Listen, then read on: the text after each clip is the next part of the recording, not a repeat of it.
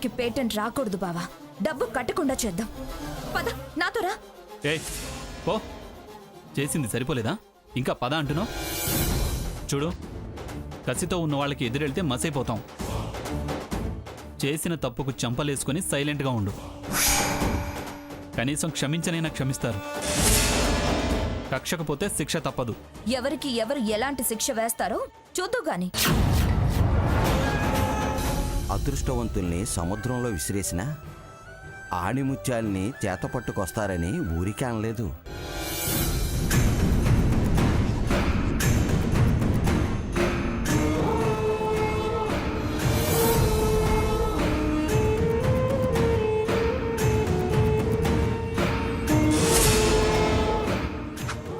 ఏంటండి ఈ మహాతల్లి మనింటికొస్తోంది? మంది మార్బలంతో వస్తోంది. రండి, కొలవండి.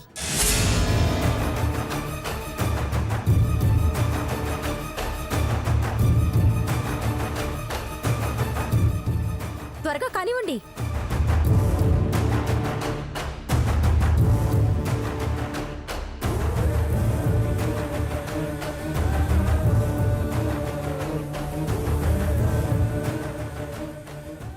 ఏంటిదంతా? ఎవరు వీళ్ళు? ఎందుకు కొలతలు తీస్తున్నారు? నేనెవరో తెలీదా? నువ్వు తెలుసులే, ఈ కొలతలేంటో తెలియడం లేదు. పెళ్లికి పిల్లని చూస్తారు, కొనుగోలుకి ఇలాగే కొలుస్తారు. నేనేమీ అమ్మకానికి పెట్టలేదే. మీదైతే కదా మీరు అమ్మకానికి పెట్టడానికి. ఓనర్ బేరం పెట్టారు, మేం ఖరీదుకొచ్చాం, అందుకే కొలతలు తీస్తున్నాం. ఓనర్కి అమ్మాల్సిన అవసరం ఏమీ లేదు. అమ్మినా నీలాంటి పరువు తక్కువ వాళ్ళకి అసలు అమ్మరు. సావిత్రి, అరవద్దు, గొడవ చేయొద్దు. వారు మాకు ఎలాంటి సమాచారం ఇవ్వలేదు. ముందు కొలతలన్నీ ఆపి మర్యాదగా బయటికి వెళ్ళండి. అమ్మేది వాళ్ళు, కొనేది నేను. మధ్యలో మీకు చెప్పడమేమిటి? ఈ ఇల్లు ఎవరిదైనా ఎవరు కొనాలనుకున్నా ప్రస్తుతం మా ఆధీనంలో ఉంది. ఆధీనంలో ఉంటే ఓనర్ అయిపోతావా? ఓనర్ కాకపోవచ్చు, కానీ అడిగే హక్కుంది. ఖాళీ చేయడానికి ఓ గడువు, రూలు ఉంటుంది. అదేదో నేనిస్తాలే. నీ ముష్టి మాకేం అవసరం లేదు. మీరు కొలతలు ఆపి ముందు అవతలకి దయచేయండి. అది కుదరని పనమ్మా.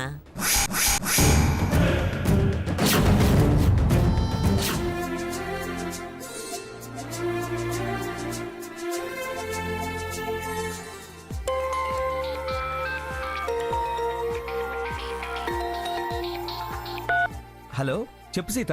రఘు, నువ్వు స్ట్రైట్గా ఆఫీస్కి వచ్చాయి. నేను అక్కడికి బయలుదేరాను.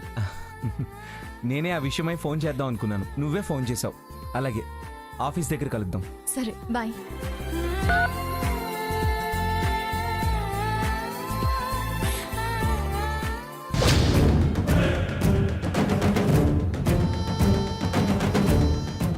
ఏంటి కొలతలు కట్టుబడుతున్నావు? నువ్వేంటే మధ్యలో?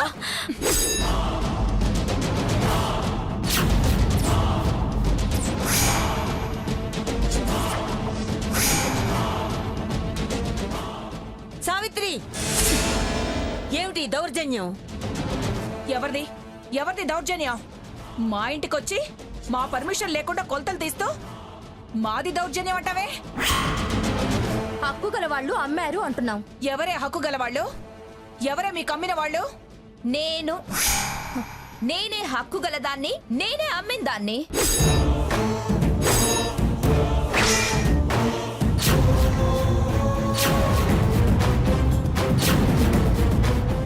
స్వర్ణ, స్వర్ణనే. మర్యాదగా తప్పుకోండి. వాళ్ళకి పూర్తిగా అప్పగించేదాకా మీరుండొచ్చు, కానీ కొలతలు ఆపడానికి వీల్లేదు. ఈ ఇల్లు అమ్మాల్సిన అవసరం నీకెందుకు వచ్చిందమ్మా? ఎవరి అవసరాలు వాళ్ళవి. మీకోసం అమ్మకుండా నేను అవస్థ పడాలా?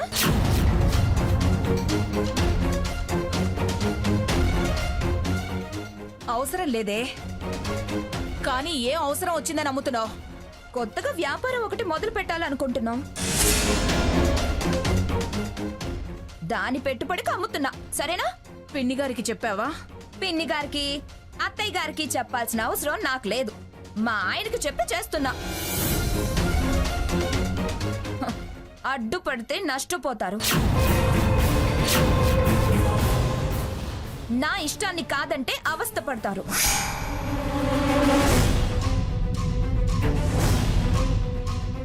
నేను వ్యాపారం చేసుకోవటం మీకు ఇష్టం లేకపోతే మీరిక్కడ ఉండటం కూడా నాకు ఇష్టం ఉండదు.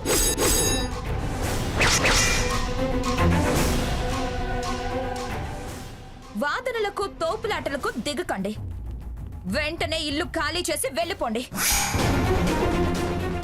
ఏమిటి, వెంటనే ఇల్లు ఖాళీ చేయాలా?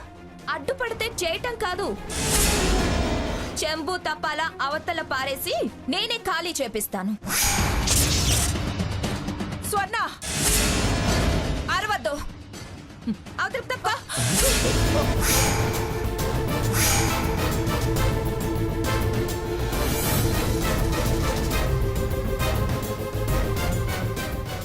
మీరు కొలతలు తీసుకోండి. ఏమండి, మీ ఫోన్ ఇవ్వండి. కానివ్వండి.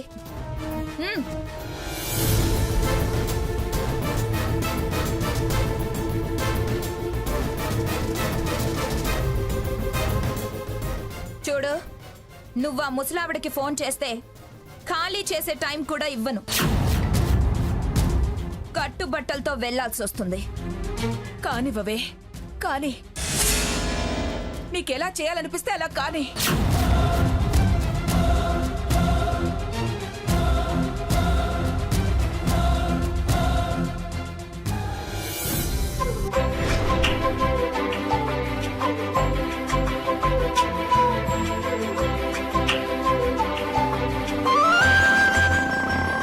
ఆ ముందు లెఫ్ట్ తిరిగి అక్కడ ఆపేసే.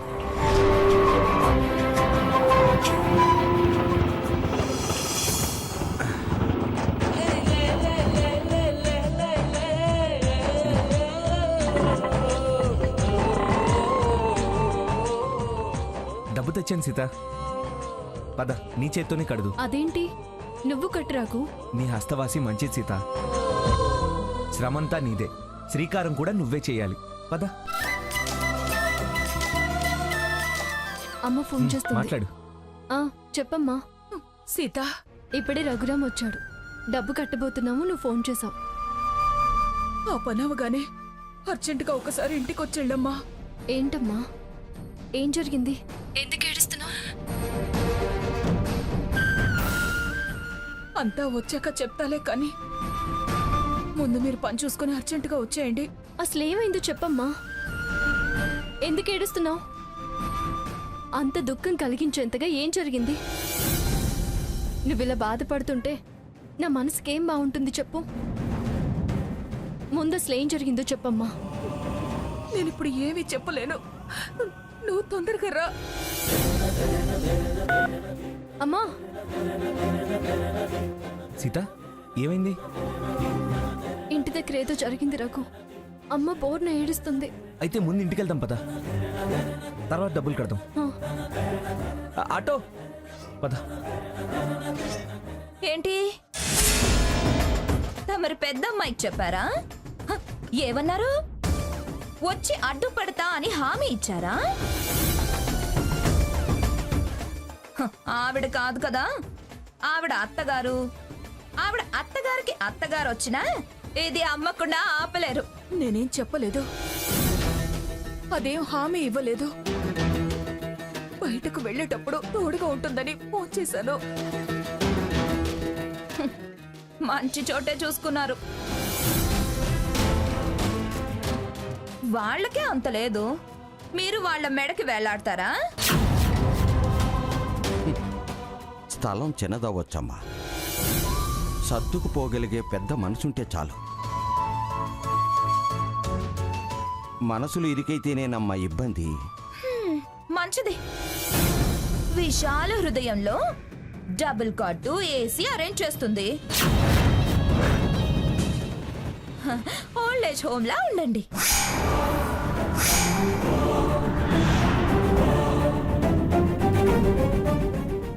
పెద్దదంట విశాలం అంట సర్దుకుంటారట. మొత్తం 350 గజాల స్థలం అండి. విలువ స్థలానికే గానీ ఇల్లుకేం లేదండి. ఆ, అసలుకే లేదంటే ఎలా? వాళ్ళ లెక్కలు వాళ్ళు చెప్పారు. కొనేది నేనేగా, నీకు అన్యాయం చేయనులే. గవర్నమెంట్ వాల్యూ ప్రకారం గజం 5,000 ఉంటుందండి. జనరల్గా ఇక్కడ 1000 అటు ఇటు లావాదేవీలు జరుగుతూ ఉంటాయి. 50 చొప్పునే లెక్కేయండి. ఎంత అవుతుంది?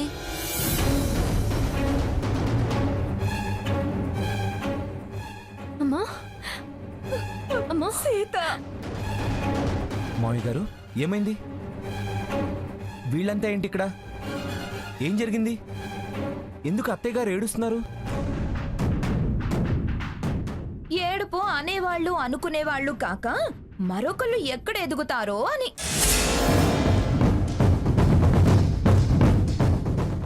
శుభమా అని నేను రియల్ ఎస్టేట్ వ్యాపారం మొదలు పెడుతుంటే కుళ్ళు పోతాను.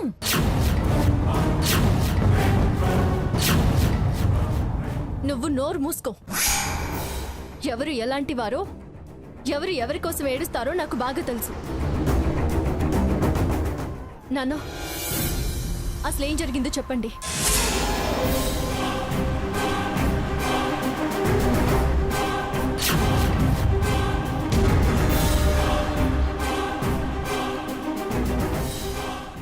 బయటకు నెడతానంటుందమ్మా. బయటికి నెట్టడం ఏంటే? తల తిక్కగా ఉందా? పిచ్చి వినా ముదిరిందా? అసలు ఈ ఆస్తి మీద నీకు హక్కు లేదు. ఇది నీ ఇల్లు కాదు. అలాంటిది అమ్మే హక్కు నీకెలా వచ్చిందే? అమ్మ నన్నల్ని బయటికి పంపితే అడిగే వాళ్లే లేరనుకుంటున్నావా? అమ్మమ్మ గారికి ఈ విషయం తెలిస్తే నువ్వు నీ చోటుని పోగొట్టుకుంటావు. జాగ్రత్త. చూడండి భాగీరథి గారు, ఈ ఇల్లు అమ్మే హక్కు దానికి లేదు. కొంటే మీరే ఇబ్బంది పడతారు. పర్వాలేదు, లిటిగేషన్స్ అన్ని కోర్టులో చూసుకుంటాను.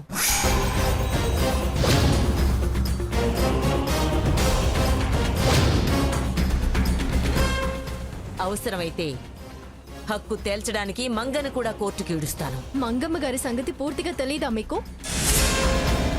ఆవిడ్ని కోర్టుకి కాదు కదా, ఆవిడ పెంపుడు కుక్కను కూడా కోర్టుకి పిలిపించలేరు.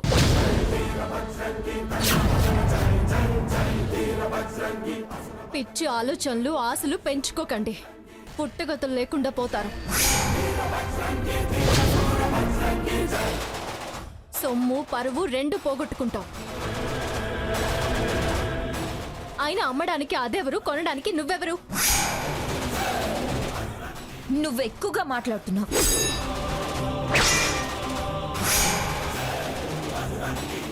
ఆస్తి పాస్తులు ఏవి వద్దని వెళ్ళిపోయావు? మా ఆస్తుల విషయంలో ఎందుకు తలదూరుస్తున్నావు?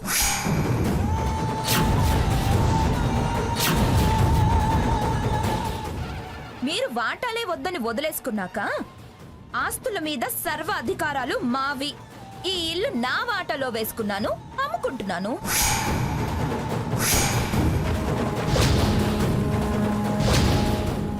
నాకు హక్కు లేదనే అధికారం మీకెవ్వరికీ లేదు. వేసుకున్నా తీసుకున్నా అనడానికి ఇదేమి కూరలో తాలింపు కాదు, పిప్పర్మెంటు కాదు, స్థిర ఆస్తి.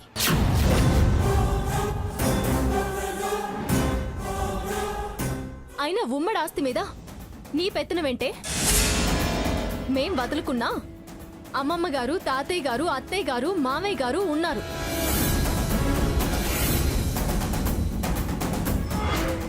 ఇది నీది అనే హక్కు నీకు లేదు. మేము మాటగా వదులుకున్నా అధికారాలు మాత్రం అలాగే ఉన్నాయి. మీ ఆస్తి మీరు అమ్ముకోవచ్చు, ఎదగొచ్చు. కానీ మా ఆస్తి మేము అమ్ముకోవద్దా?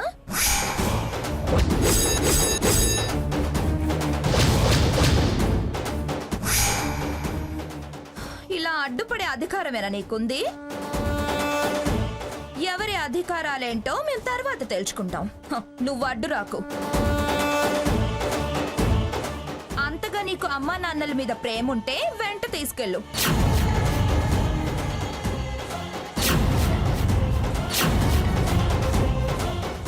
ఏయ్, ఏం చేయాలో నువ్వు మాకు చెప్పాల్సిన అవసరం లేదు.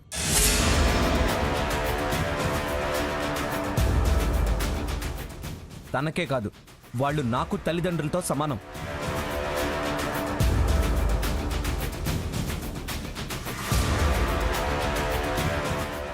నువ్వు బయటకు పంపితే తలదాచుకోవడానికి పంచా కరువు అవుతుందనుకున్నావా? కొడుగ్గా నేను ఆదుకుంటా. థ్యాంక్స్ బావగారు, తీసుకెళ్ళండి. ఈ ఇల్లు అమ్మడం నిజమైతే కదా మేం తీసుకెళ్ళడానికి. నిజం కాకుండా నువ్వేమైనా ఎడం చేయి అడ్డు పెట్టి ఆపుతావా?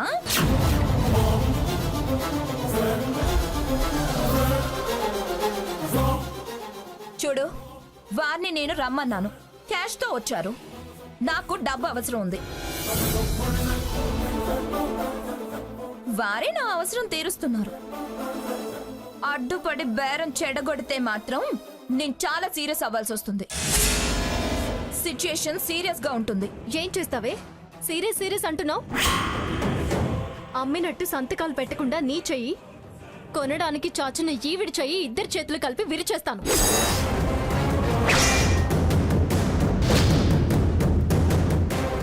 మర్యాదగా ఇక్కడి నుంచి వెళ్ళండి భాగీరథి గారు, లేకపోతే ఏం చేస్తానో నాకే తెలీదు. వారు వెళ్ళరు.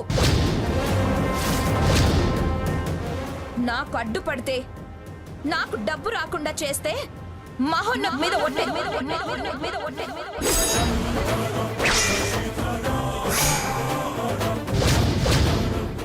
ఓసి దౌర్భాగ్యపుదానా, పసిపిల్లాడి మీద ఒట్టేశావేంటే? వాడు నా కొడుకు, నా అవసరం తీరుస్తాడని. నీకు డబ్బు కావాలి అంతేగా? అవును, నాకు డబ్బే కావాలి.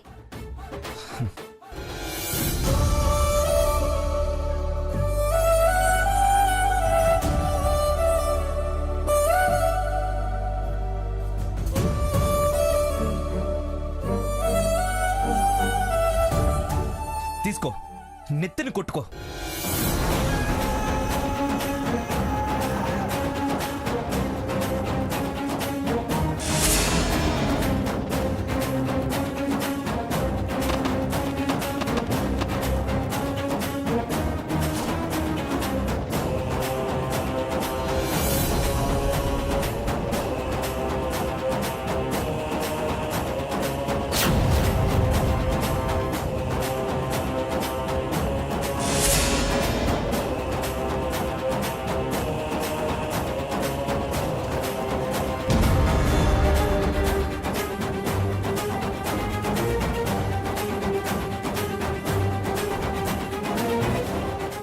భాగీరథి, అవుట్. Get out. కదలకపోయావో అంబులెన్స్ లో వెళ్లాల్సి వస్తుంది. హాస్పిటల్కైనా పోవచ్చు, లేక పైకైనా పోవచ్చు.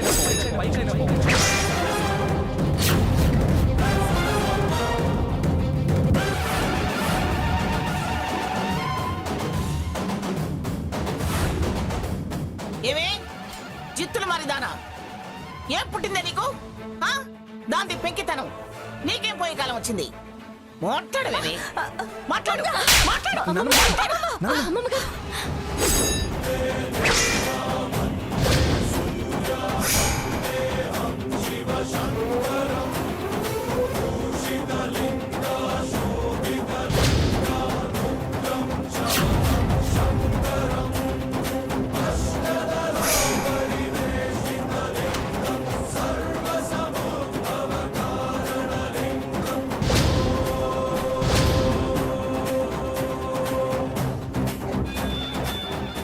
వద్దు నానమ్మా.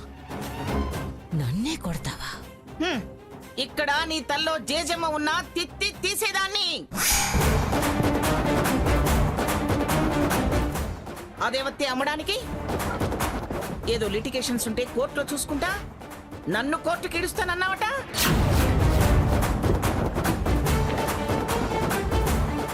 వంద జన్మలైనా నన్ను బయటకు లాగలేవే, బుద్ధి తక్కువదానా.